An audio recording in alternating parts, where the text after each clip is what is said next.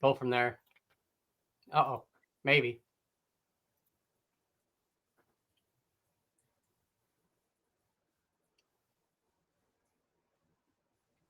All right, we are live. Hello, everybody. This is John and Rob with Co-Anglers Corner. I'm sorry. We rebranded the other day, a couple weeks ago, and we have a special guest coming on tonight. Todd Goade. He's from Tennessee, and I don't know. There's something about him that I would really like to do outside of him fishing professionally. He's also the reigning angler of the year for the National Professional Fishing League. We'll bring him on and let him talk about his story and little things, and go from there. What do you think, Rob? Yeah, heck of a guy. And another plus, he's kind of our age, so gives us some hope. We can hang with the young guys, but super nice guy. I mean, he's been around for a long time, fished a lot of different trails. But yeah, he's just a ton of experience. I mean, guy's sharp and just down to earth as he can be. Yeah, and he has that one trophy that sits behind him that has me drooling a little bit, Yeah, there's only, 2 or 3 out there like that? So, yeah, there's only 2. So we're going to add him in right now and get a chance to meet him a little bit and see what makes him so good. All right. Well, first we're going to put him over in the big screen. There we go. There we go. Now we're talking. There we go. What's going on, fellas? Hey, good evening, Todd. How you doing, buddy? Doing good. Good evening, sir. How are you?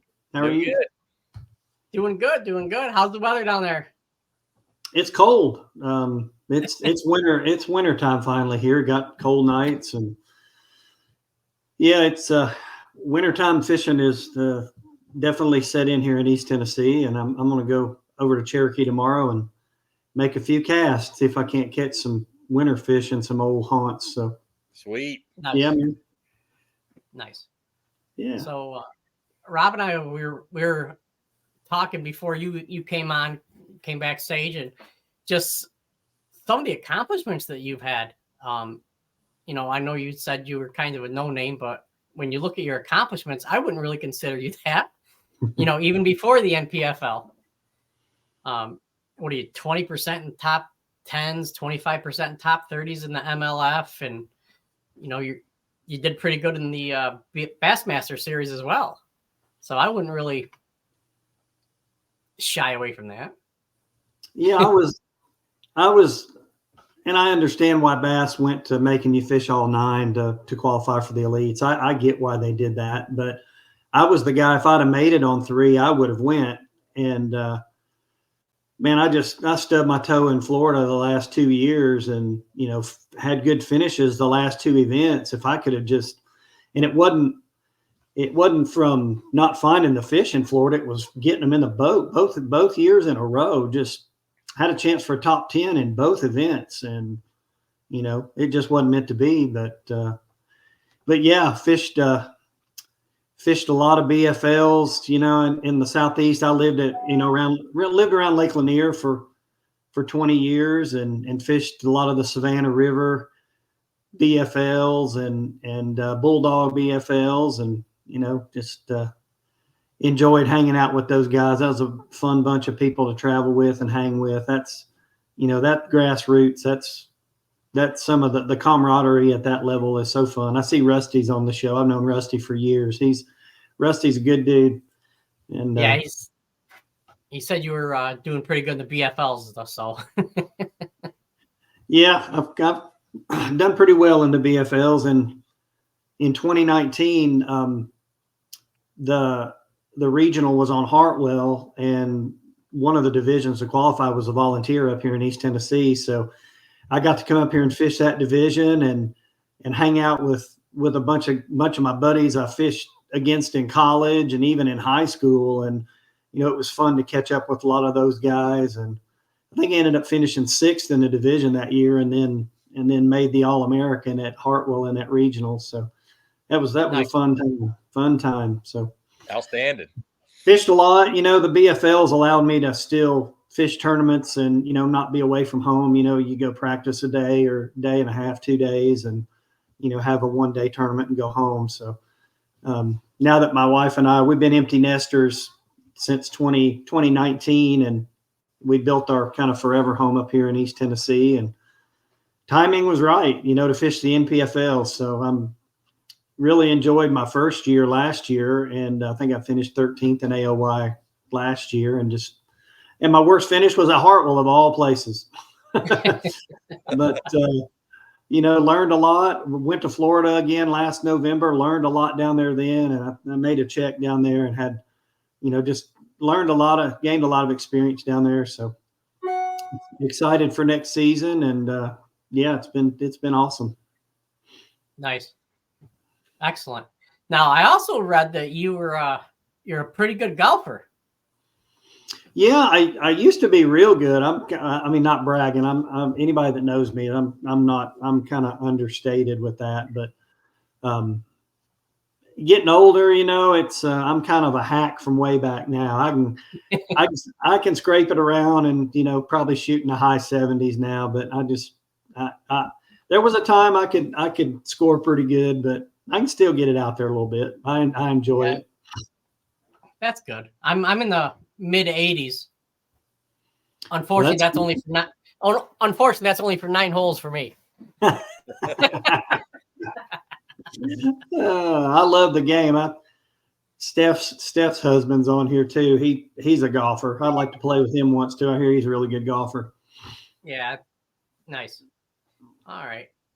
So, what made you decide to, if you don't mind, what made you decide to go into the NPFL? Well, for years, I mean,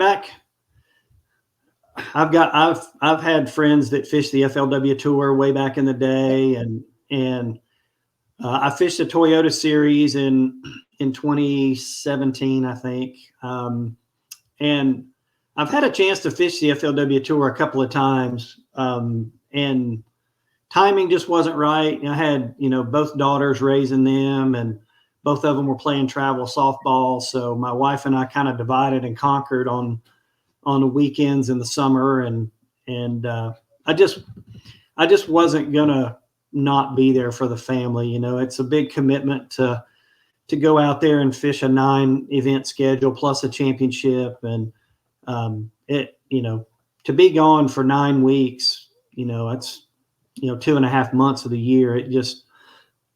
I just wasn't gonna subject my family to that. I enjoyed staying around the house and fishing BFLs and local tournaments and things like that. But when we built this home up here in East Tennessee, we kind of had an exit strategy down there in Georgia, what we were gonna do. My oldest daughter lives in Bristol with our grandson, so we were gonna get closer to the grandbaby, and he's 8.5 now. But I grew up about an hour from where I live now, up around Kingsport. We moved up there when I was 14 years old, and finished high school up there, went to ETSU and graduated there in Johnson City. And so East Tennessee was kind of my home, and it was cool that my oldest daughter ended up in Bristol. So when we got this done and we were empty nesters, and, I was like, and I've known Al McCullough for several years. I actually committed to fish the inaugural season of the NPFL, and we were building a house, and I didn't realize how much was going to be tugging at me, even though we were empty nesters, kind of, sort of. My youngest daughter was kind of on autopilot, and, building that house, having a job, coming back and forth to Tennessee. And it would have been too much to try to fish 6 events and be gone for 6 weeks. So I called Al and backed out, and we got all that done up here, got the house built. And when COVID hit in 2020, my youngest daughter, the school she went to, well, pretty much probably every school, they sent them home for computer learning. So I was like, well, you can do that in East Tennessee. So they came up here, and I started making runs, loading furniture and stuff and getting the other house ready to sell. So in ICAST, at the week of ICAST that year, Al called me again, and he said, you want to fish the NPFL next year? And I said, absolutely. I said, if I can get a title sponsor, and I can go do that, if I could be fully funded to come out there and fish, then I would do it. Because I just never really wanted to do it on my own dime. Sure. So, and it's just funny how things work out. I have a friend that is in the surveying world, owns a company called BB Geomatics. He lives in Tampa. It wasn't long after that, he messaged me on Instagram. I'd made a post on social media or something, and he messaged me and he said, what would it cost to wrap your truck and boat? And I said, well, let's have a conversation about that. So we talked, and I gave him a proposal, and he ended up being my title sponsor last year. I mean, just crazy how stuff works out. Yeah. And Safe Haven, they were an associate sponsor last year, but those guys, I've known them for several years. I introduced them to several of my national account clients when I was in the pest control business, and that's what they do, wildlife removal and everything pretty much. So they became my title sponsor this year, but it's just been one of those things, how things have worked out, and it's, and tie all that in with just being fortunate to win Angler of the Year. It's just kind of a magical year, Yep. Building relationships, man. That's what it's all about.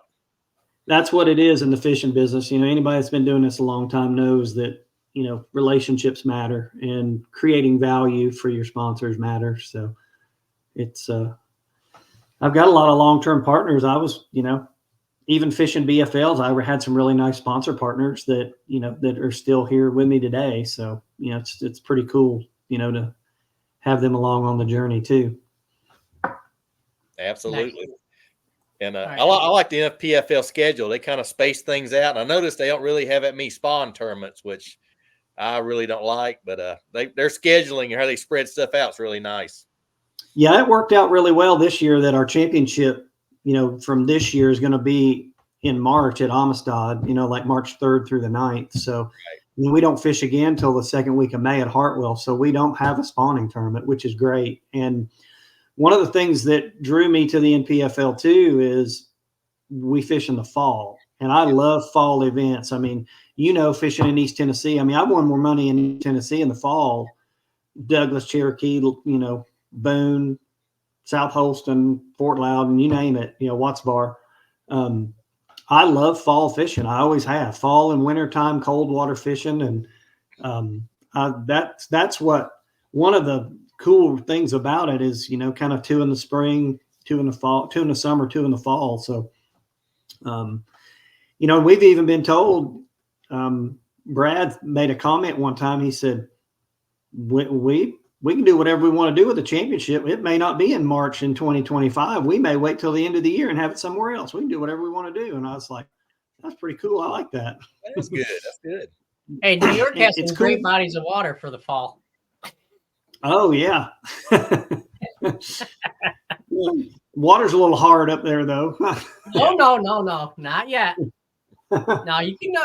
I mean, my buddy and I, we're considering going out this weekend. Really? Yeah. Oh, wow. But no, it's now you hit October, it gets a little cold, but there's still a lot of open water. Yeah. But yeah, it's yeah, there's a lot of things they do, and they go places that a lot of the other organizations don't go. Like, we went to Wright Patman this year in Texas, in Texarkana, and who doesn't love catching an 8-pounder on a swim jig in 8 inches of water? I mean, gosh almighty, that place was so fun, and it was such a diverse year of fisheries, from smallmouth fishing up north at Saginaw and largemouth to, fishing in 1,000-degree heat at Lake Eufaula in Oklahoma. And it was a fun year. And to finish it off at Lanier, a place that I just absolutely love. That's top 3 on my list in favorite places to fish. I just love that place. And to have it end up there at the end of the season and have a chance to win Angler of the Year just made it even more special. Outstanding. We do have one question from Barkin Rugers. He says, when jumping into someone else's boat to fish a BFL, I guess as a co, How many rods are you comfortable taking? I have fished one co-angler tournament, and it was an FLW tour event. I went with Tom Mann to St. Clair in 2008 and had a blast. But I mean, 5 or 6 max is what I usually recommend. All the co-anglers I've had in the BFL, generally that's what I tell them. You know, you don't need too much, there to clutter you. And if you go back and look, it would take somebody to do a little time and study who I was paired with all the years in the BFLs. But I guarantee you it's at least an 80% rate of a co-angler getting a check when they fished with me, because I was just, I'm the nice guy that wants the co-angler to do well too. And, and I always kept the compartment behind the passenger seat was open for you to put your tackle bag or sandwich or whatever you need, back there. That was always their spot. And, just always made it a good time. So I would say, and talk to your boater in a BFL, ask them, you don't have to come out and ask them what they're catching them on, but what should I bring? And if you don't have a shaky head in the back of a boat of a BFL, wherever, as a co-angler, you're missing out. Shaky head and a little swim bait and a underspin and a wacky rig. And, you can't go wrong with a lot of that stuff from the back of the boat. So, but I'd say recommend 5 or 6 rods max, and then 1 tackle bag that you could, stuff in the storage box in the back, the storage compartment behind your seat. So. Yeah, I've seen some co's show up about 8 or 10 rods, and they're like all over the place. And you see them in the boat, and they're sticking out everywhere. I'm just shaking my head like, you're going to be fighting rods all day, man. What are you doing? Yeah. I had a guy at Kiwi years ago. I love fishing Lake Kiwi too there in South Carolina. He had like 11 rods, and he walked down the hill to get in the boat with me. Wow. I said, and I didn't mean it to sound like a smart ass, but it sure came across that way. I said, you can turn around and take 9 of them rods back to the truck. You're not going to need but 2 rods today. And he just looked at me funny. And I said, I'm not joking. Take them back to the truck. I said, leave 4 rods. You're going to need 2 spinning rods, 3 spinning rods, and a bait caster. And that's all you're going to need. Yep. And he ended up finishing, I think, 8th or 9th in the tournament that day too. There you go. So, yeah. He listened. But he did. He took them back to the truck. I said, we don't need that. You don't want to step on your rods and break your rods. And, but we had a good time. That's great. Can't beat that. Here's another question from Rusty. Taking tournaments out of the equation, do you prefer largemouth or smallmouth?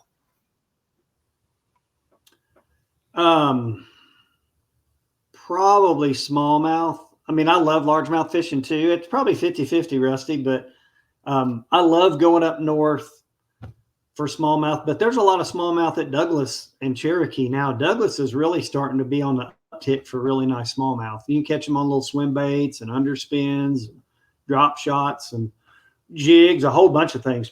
But I like smallmouth fishing because it helps me tune up my spotted bass game, because they act similar out there offshore. You can catch them on kind of similar things at times. So I'd probably say smallmouth, Rusty. The smallest spots, they fight. They don't give up. So. Oh yeah, for sure. The freshwater redfish. Yes. So was there a point in the this past season that you're like, I could be angler of the year? Was there a turning point that you knew that you had a real shot outside of the end of this season? But the turning point was at 9:30 Saturday morning on October 29th at Lanier, when I had 17 pounds in the boat and I knew I had won, and I just had to make it back to Laurel Park. That's one of the things I'm really proud of the most, is I never got ahead of myself all year. I knew when I was fortunate to take the lead at Saginaw, I mean, these guys catch them. They catch them everywhere, every day. And if you heard me on stage, I got to do my job. And, there's 9 competition days left. I got to catch them all 9 days. And I never got ahead of myself. I went to Eufaula for pre-practice before the cutoff. And I really think, looking back on it, spending that extra time out there really was what won the AOY for me, because I found 5 or 6 sneaky places that nobody else found in the event. I found all the good offshore stuff. Trent Palmer found the best place that I found, and I never made a cast on it in the tournament. He busted them there. I don't know, at least one day, if not 2. I saw him sitting on it like the first hour of the first morning, and I was like, well, that's done. But I found some docks that nobody found, and I found some sneaky brush. Them folks that you follow it's a fishing community, fishing lake, and you get a little sneaky where you put brush. And I kind of figured out in this one area how people were putting brush out kind of around their docks, but maybe kind of not. And nobody found any of that stuff. And it really helped me. And then I had a marina, and this is Lanier experience, fishing marina walkways and having to skip stuff way back in underneath pontoons and just completely out of sight. I had like 3 magic casts in this one marina, and those paid off every day for me. And it was an afternoon bite too. It was in the tournament. You know, my wife's watching the Way Live tracker, and she's stressed out because I've got 1 fish at noon, you know, and but that one really did it. But I never got ahead of myself. I just, after leaving that event, a lot of my buddies were like, you got this, man. You're going to Lanier. You'll kill them there. You've got this wrapped up. And I'm just like, nope, I do not. No, that bass fishing will bite you in the hind end.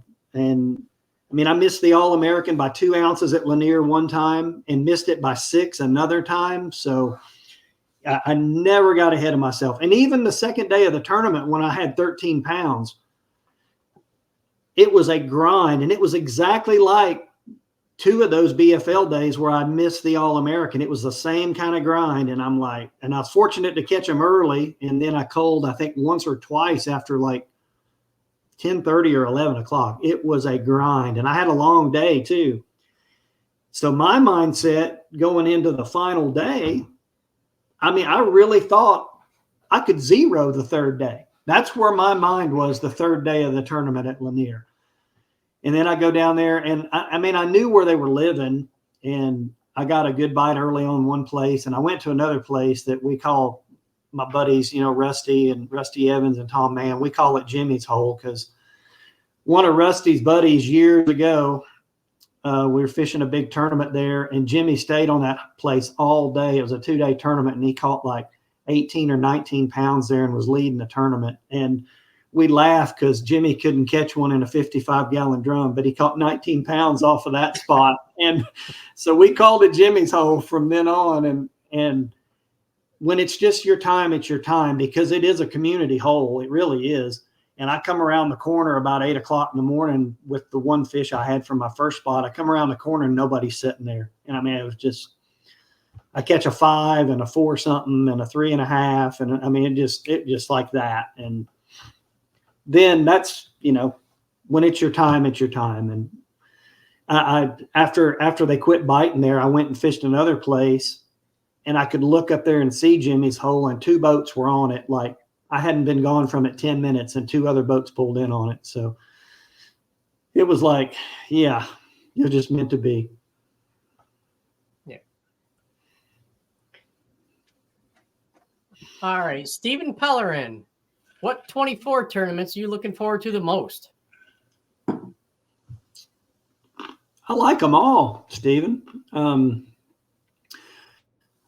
mean, I'm going to like Logan Martin, I think. Cold water, you know, wintertime kind of fishing, which I really like that kind of fishing. A lot of different ways to catch them.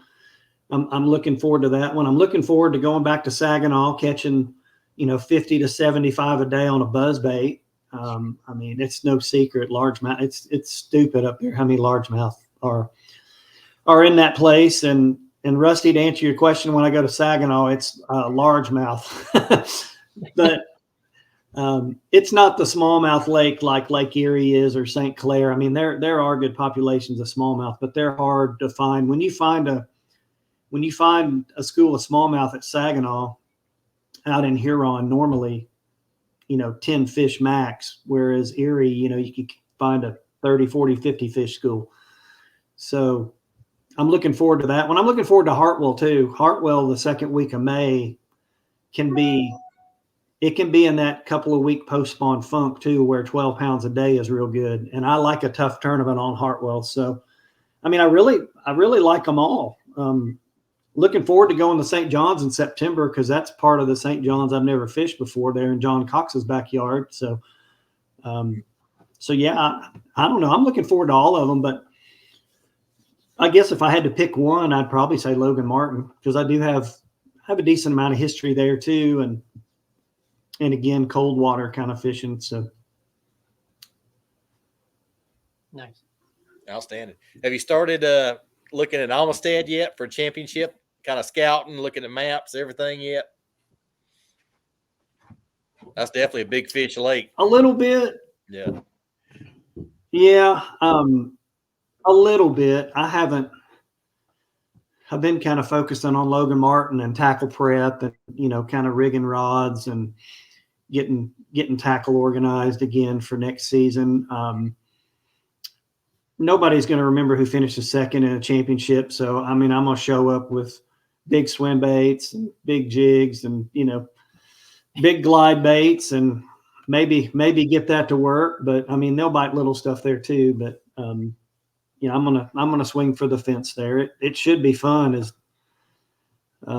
We should hit it just right being the first week of March. I mean, it definitely be a pre-spawn kind of deal. So yeah, it's got some big ones in it too. So I'm looking forward to going.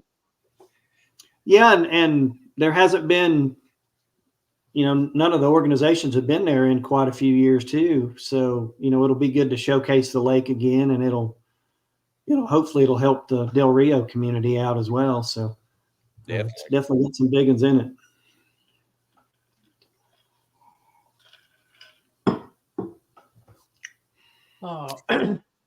So when did you realize that you were confident enough and good enough to start going to the pro circuits? I don't guess you ever really know. I just felt like I could compete out there if given the chance, and just wanted to kind of, give it a shot. I felt like I had taken the right steps, fishing a lot of local stuff and doing pretty well in those, and, fishing the Toyota series. And I didn't do real well in those. It was a really good learning experience that year on the Toyota series, but just again, a couple of key fish, and, you're fishing the championship that you lose. But I just felt like if I ever got a chance to get out there, that I could compete with those guys with all of the experience. I've lived in a lot of places across the country with my job. The first almost 20 years of my working career was in the restaurant business, and I moved like 6 times in 10 years right out of college. So I lived in Missouri and lived in North Carolina, and, moved around a lot, and just got to fish a lot of different places throughout my lifetime. So, and then, throw Lake Lanier and Hartwell and those Savannah River lakes, those spotted bass lakes, and learned how to deep fish, offshore for spotted bass, and just felt like I was kind of, rounded enough to be dangerous. So yeah, I always thought I could compete out here, but just needed to get out there and see.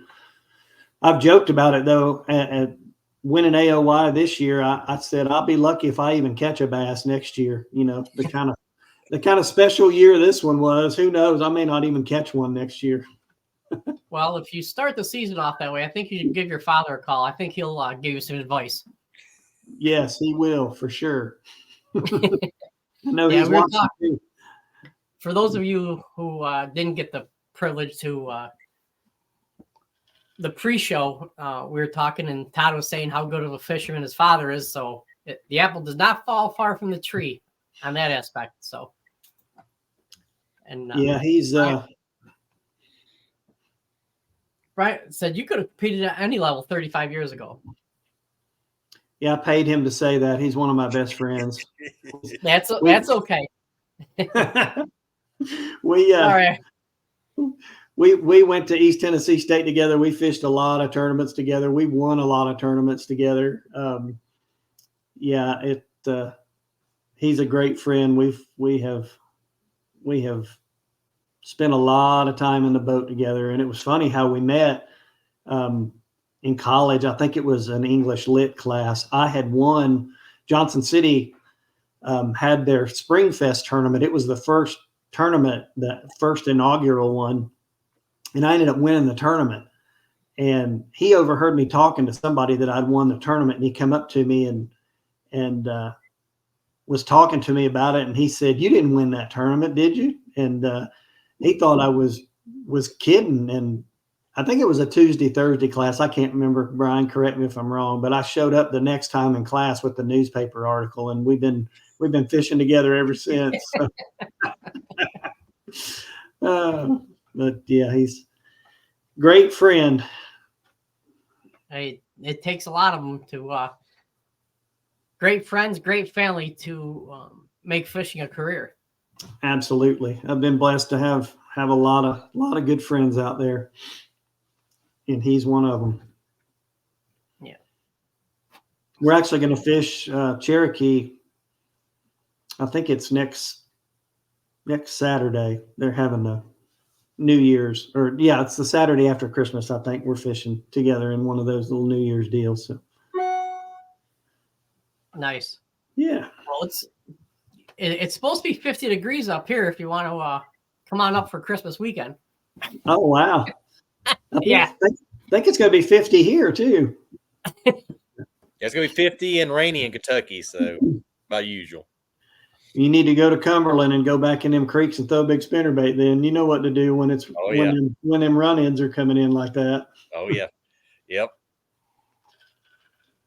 Yeah, but it's talking about doing good in one tournament. I've had BFLs where have 4 or 5 bites, get every one. Next tournament can't buy a bite. Fish come off, I might get 1 out of 5. So it's funny how that I could have same lure, same conditions, and for one tournament you catch everything it bites. Next tournament you can't keep them on the hook. Same equipment, same line, same lure, everything. It's funny how they do that. It really is. I don't know the two Florida events in back-to-back years fishing those opens. It didn't matter. I was catching them flipping. Yep. And it didn't matter. It didn't matter if you snelled your hook, if you tied a Palomar knot. It didn't matter if you set the hook when they bit it or counted to 5 before you set the hook. 70% of them were going to come off. I don't know what it was.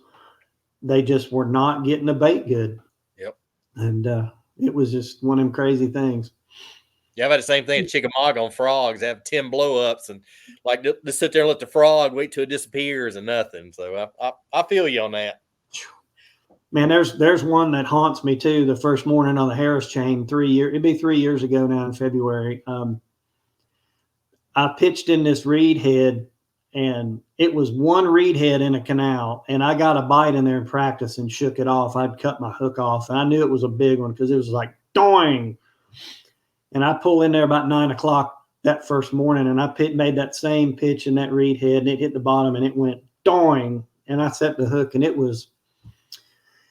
I don't know. I'm not one to big eye fish usually, but it was a solid 8-pounder, and I'm probably being light on it. It was a big one, and it come out, went right out under the boat, and just poof, just pulled off.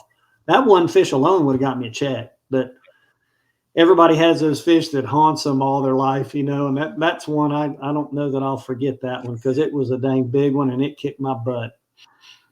I had one on South Holston this year at the BFL.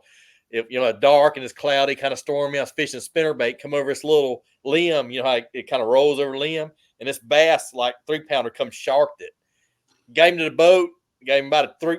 My boater didn't have a net for some reason, but so I got him up to the boat, ping, like I've been checked right there.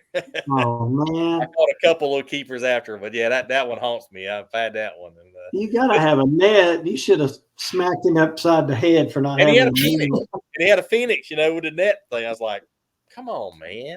Come on, man! Well, Come on, man!" I was fishing an open on Oneida a couple of years ago, and the opens you can't use a net anyway. Yep. And I had a smallmouth, little over 5 pounds in my hand. Okay, I was cradling him in and getting ready to bring him in the boat, and he fell off. I was like, oh. So that was my. I ended up, I think, 24th in the tournament. I'd have finished 11th with that fish because I weighed in one that just barely made 12 inches. Wow.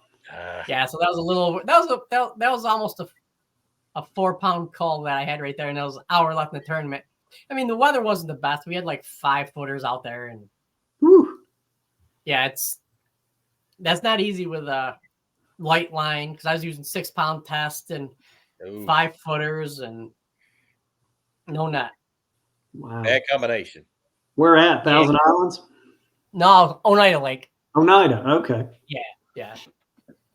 But yeah, it's tough. I mean, that's one of many fish that haunt me. At least one a year. Sound like at least one a year will get you. Yeah. Yeah. I had a 5-pounder at Eufaula the second day of the tournament. I actually lost the fish the second day of the tournament that would have scared winning the event. I lost a 5 real early in the morning. Skipped it way up under a dock and had him. He came out and I could see him down. As soon as he saw me, he turned and went right back toward the dock and broke my line. I hadn't broke a fish off in all year. And I was like, golly. So then about lunchtime, I lost one that was probably 3 3/4 to 4, just pulled off on a shaky head. And then fortunate to catch my limit the second day. That tournament was a mental grinder. I had my limit. Well, no, I didn't have my limit. I had 4 at the time and lost a spot. Probably lost one of the biggest spotted bass in Lake Eufaula.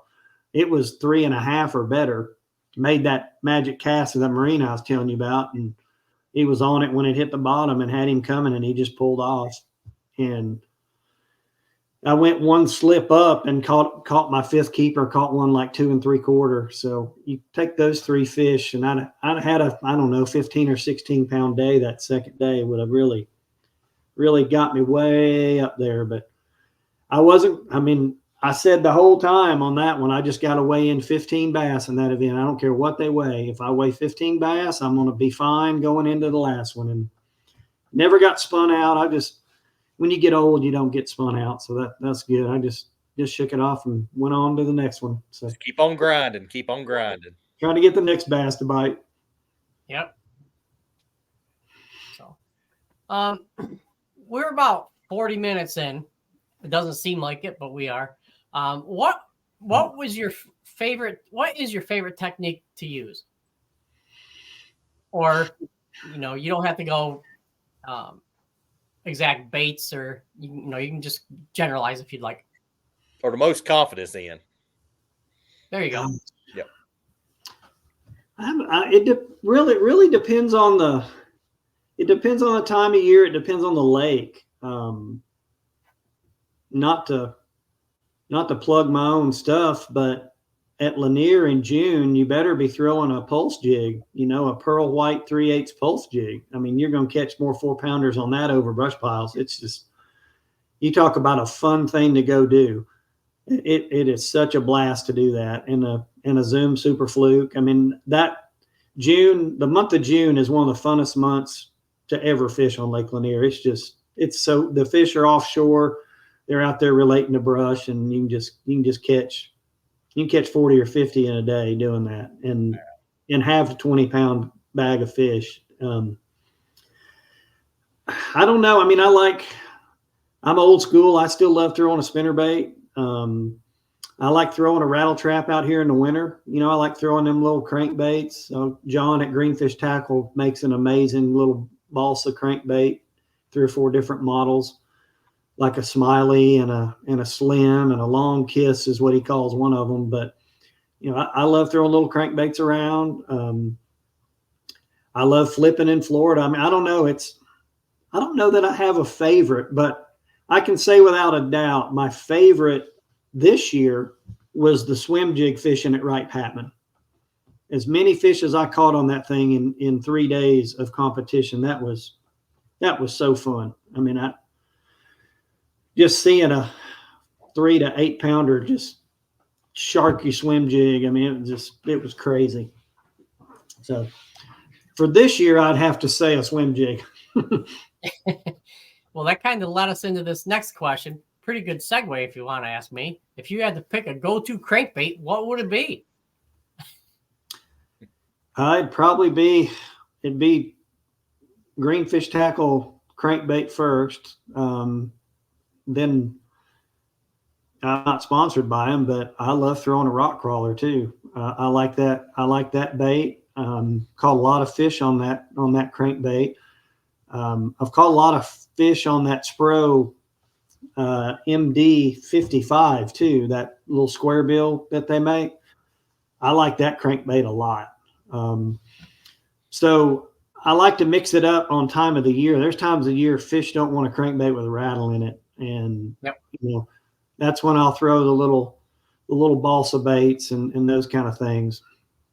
And then the other ones, in the spring and the summer. But so yeah, those are probably my 3. Yeah, rock crawler is money on Cumberland year round. Year round, yeah. I like they make one that I don't know if they call it moss green, but it's like an olive on top and a little chartreuse on the belly, and it's got a piece of red or orange on the tail. Yep. And I've caught a bunch of them at Cumberland on that in the last 3 or 4 years. And they bite it out here at Cherokee pretty good too. I'll be throwing it tomorrow. Yeah. So, Rob, as far as you having issues keeping fish on, I think this is what they're saying. Yeah, that's my buddy Joseph. Yeah, he give me a hard time. Yeah, I mean, sometimes it don't matter. I mean, you have new line, new rod. They're just going to nip at it. I mean, sometimes you can do back-to-back days, same conditions, same lure, and they just bite different days, I think. I figured out. But you just shake it off and go cast again. If you saw me on live much this year, you probably saw me putting an attractant on my worms when I was worm fishing. Right. And I've been using smelly jelly for 10 plus years, probably. Yep. It's that bass. I think it's called Bass Feast or whatever. Oh, I use the pink one. Yeah. I think it makes a difference. I mean, it definitely does. Yeah. I think it attracts them and then they hold on to it longer. Definitely. Yeah. Yep.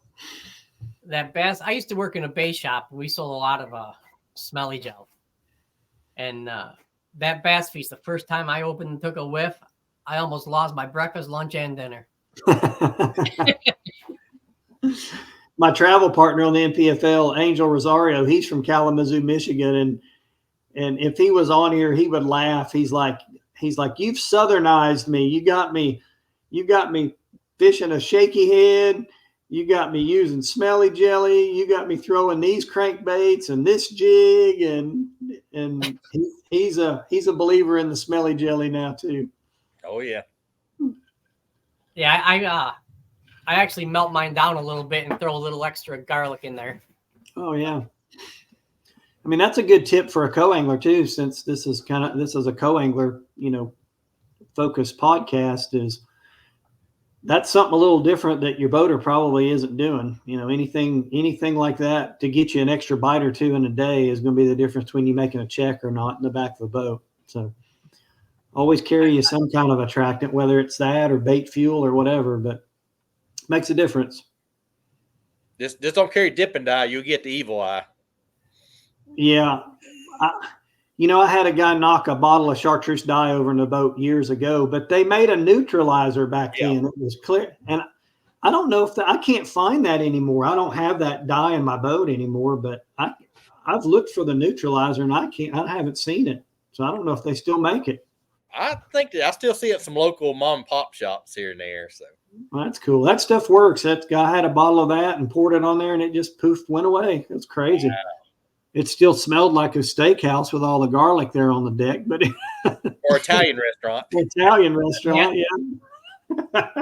I use it as a co-angler, but I do it off the side of the boat in a Ziploc bag.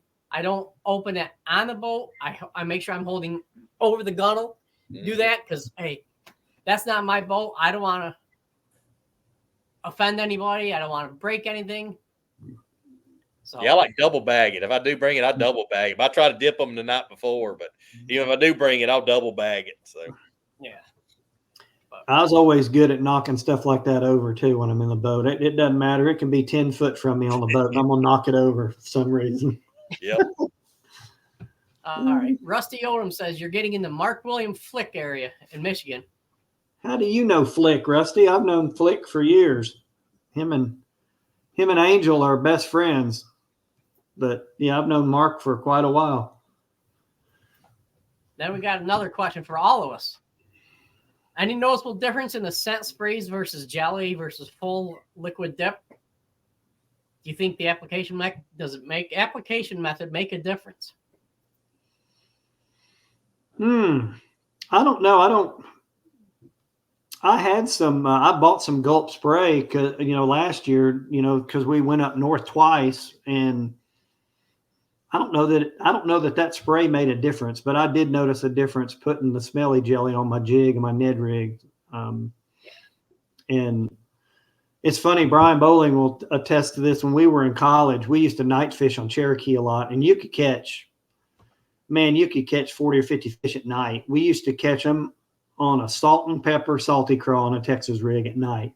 And I was using this Bait Mate Max back in the early 90s, the chartreuse version. Yeah.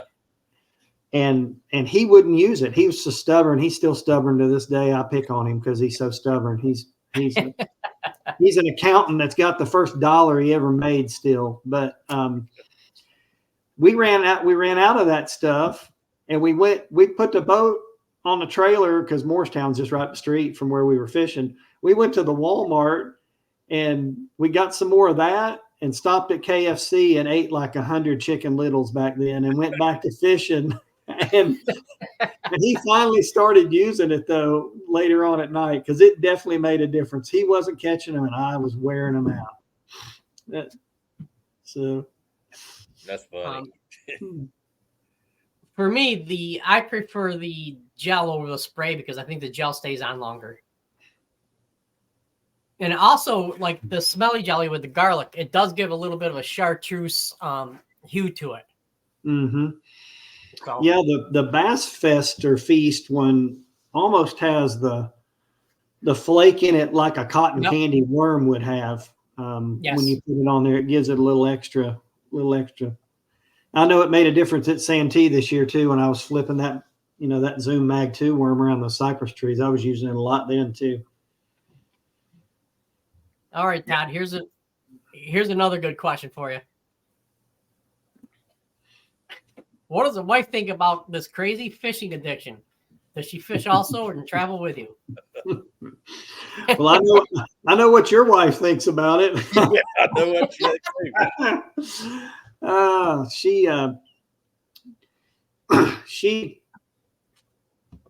She puts up with it, but she loves it too. I mean, she loves that I've done well this year and that it's kind of come full circle and I've been able to get out there and do this. So she's always been 1,000,000% supportive, which is awesome. She traveled with me to Saginaw last year. We pulled our camper up there and took our dogs. And I don't think she realized the extent of how practice would go and how she wouldn't hardly see me, the whole week. But but I told her before we went up there that that's kind of what was going to happen. And but yeah, she occasionally she'll travel with me, but now that we're kind of landlocked at the house she's got miniature donkeys and chickens and our dogs too. So she holds the fort down a lot. But she might travel with me next year, an event or two. We've talked about it. If everything lines up, our youngest daughter's a senior at UNC Greensboro, and she's a softball pitcher for them. And it's her final season, and it's going to kick off in February. So not only am I going to be running the roads fishing tournaments, but we're going to be pulling the camper all over the place here in the Southeast to softball games and stuff, being her last season. So it's going to be a real busy spring. And that works out good for me too. After the championship, in early March, not fishing again until May. So be able to catch a lot of her softball games and see her kind of finish up her career. Awesome. Excellent. All right. I didn't see too many more questions, but another one about the scents, I believe. Trying to get it up here. Oh, my mistake. I forgot to click on it. Is JJ Magic ever proved better than other stuff, or just opinions? It's probably, I've used JJ's Magic in the past. I've knocked it over in the boat too. So I think as I've gotten older now, I use the stuff that doesn't spill. So yeah, I'm always dropping stuff. So yeah, I feel you. I'm sure it works really good too. It's when you dip something in that dye, I mean, it's bright chartreuse immediate. It's probably the brightest of the dyes, I think, out of, between that and the Spike It. But yeah, I've kind of stuck with Smelly Jelly, probably just a personal preference. They all work. Right. Steven says, most don't understand what goes into tournament week. Long days. Oh, no doubt. And that's another cool thing about the NPFL is we have an off day on Wednesday before the event starts. So you can kind of catch your breath, sleep in a little bit if you want, work on tackle. Angel and I like to find a golf course and go play golf and, kind of take your mind off the event and just have a good time. And we've done some outreach. The NPFL tries to partner with the communities that they're at and do some outreach. One, I can't remember what event it was. It may have been Saginaw. We helped last year help move some things out of some storage buildings for some folks. And there's, they go visit assisted living places and big brother, big sister kind of places that, kids are struggling or whatever, and just, kind of make their day. And they do a really good job of paying it forward in the communities that we go to. So that's great. Yeah. So we're about done here. How about we let you talk about some of your partners, sponsors, and people that help you make you what you were, or the 23 AOI. Yeah, I couldn't have done it this year without Safe Haven. If you ever go in a commercial store like a Lowe's, a Home Depot, or a grocery store, and you see birds flying around, everybody's seen that. It's a patented technology. They have the patent for it. It's a mist net technology, and they guarantee removal of birds out of commercial spaces up to like 2 million square feet, or you don't pay. And they have 100% success rate. But they do exclusion work, all kinds of wildlife removal. I saw on LinkedIn the other day, they posted, they caught a hawk in one of those places, and, humanely, they catch them and release them back into the wild. It's one of their taglines is no shoot, no harm, no foul. So,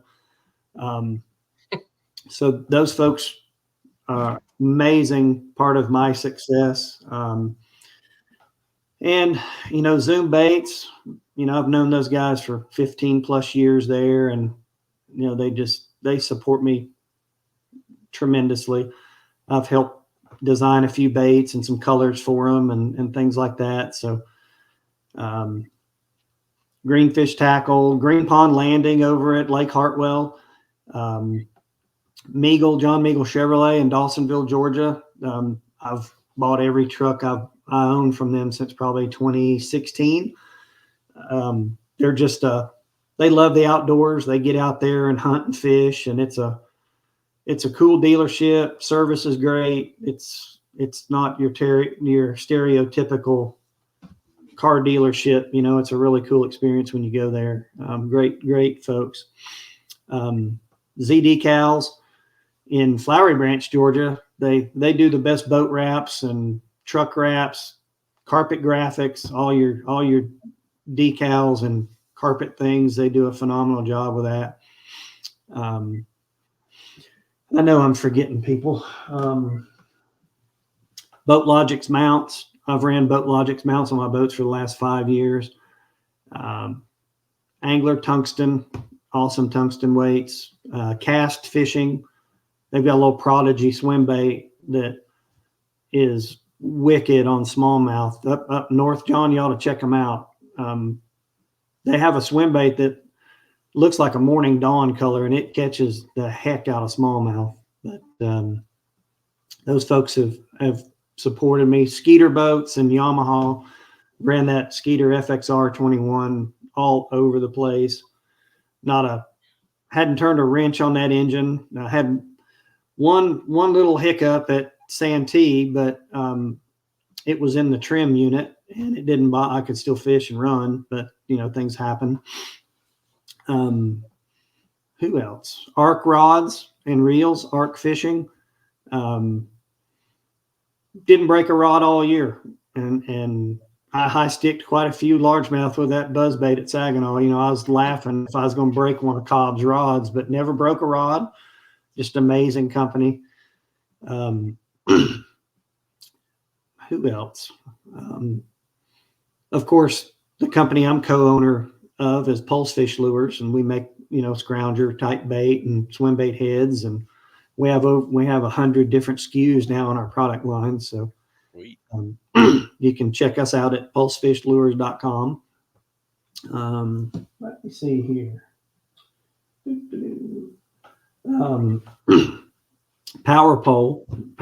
I've known Casey for years at Power Pole, and when I was fishing regionally, he helped me out, and just one of those relationships that's continued for years and years. I've just done a great job. And Lithium Pro batteries, never had a single issue with any of my batteries all year. And the Power Pole charge, I'd get back to the ramp, and I could push the button on my Lowrance Ghost and for the battery level, and it was on high at the end of the day, every single day of competition this year.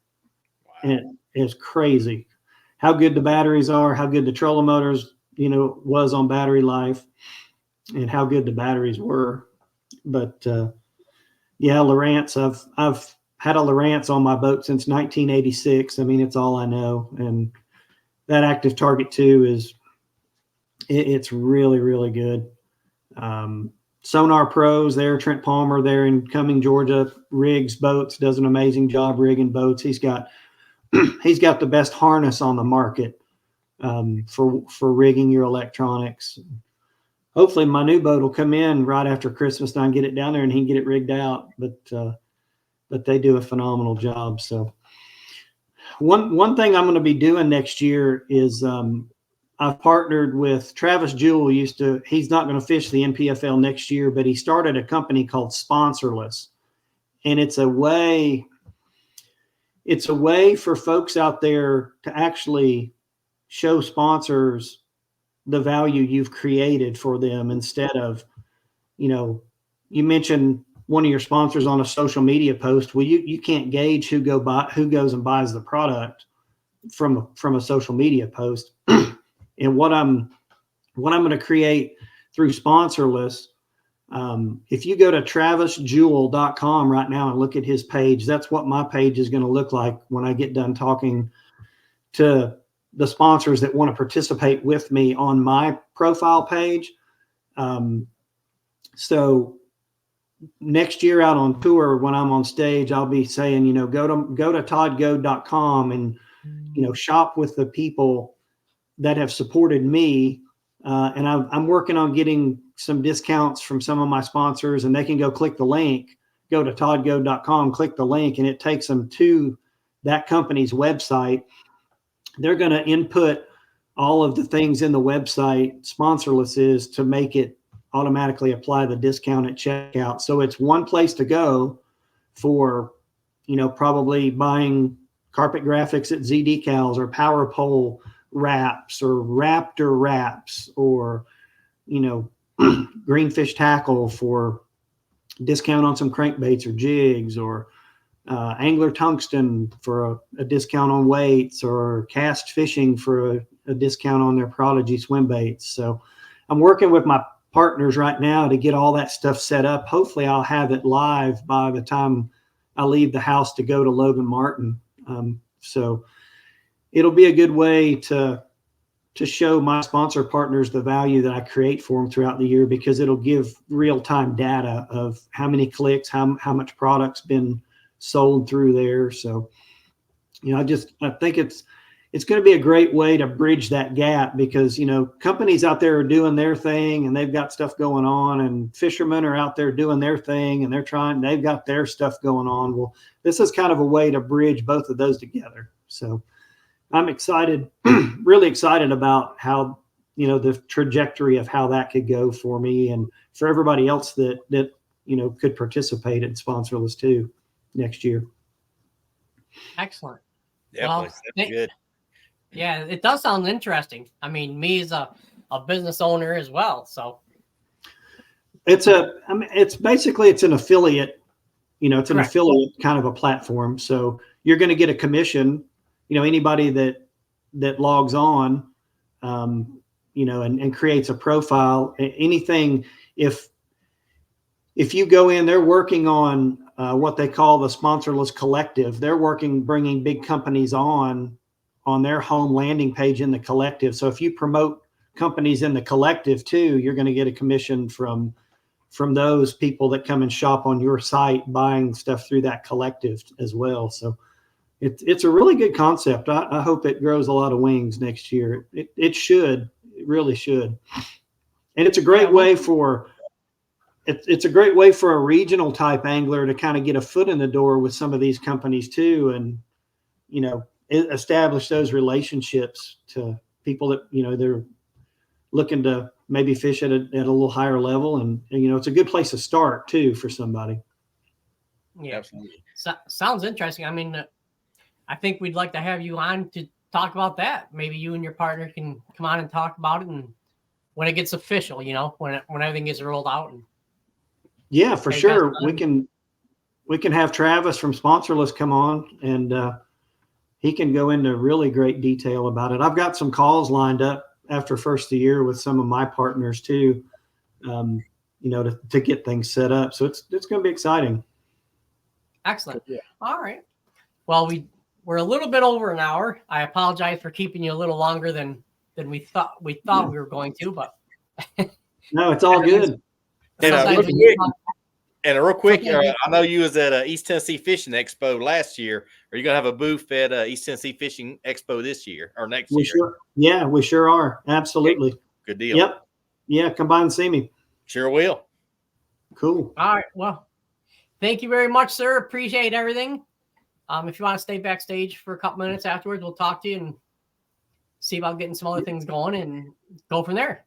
Sounds good. Thanks again for having me. Thank you, Todd. Take care. Good luck next year. Thank you. Thank you. Thank you. Boy, what a guy. Yeah. I said he's done a lot. He's done it all. Yeah. So, all right. Well, next week, we have Mitch Metcalf, who is a smallmouth guy. I saw him because Jay Angel had him on Jay Angel, I'm sorry. Yeah. Yep. Jay had him on his show. Let's talk fishing. Yep. Yep. Let's talk fishing. And great guy. I actually listened to the whole episode. I actually went back and re-listened to it as well. So he's going to be one of our guests. He's going to be our guest next week and go from there. And we got some exciting news coming up for us. Do we want to get into that a little bit, or should we wait? That's a great guess. We might want a better wait. We got some great guests coming up too, guys. We been blessed. We got like almost the next 2 or 3 months filled up. So really good. We appreciate y'all tuning in, and happy holidays and Merry Christmas to everybody out there for sure. Yep, Merry Christmas for sure. Everybody be safe and come back next week. All right. If you have any questions, save them. You can always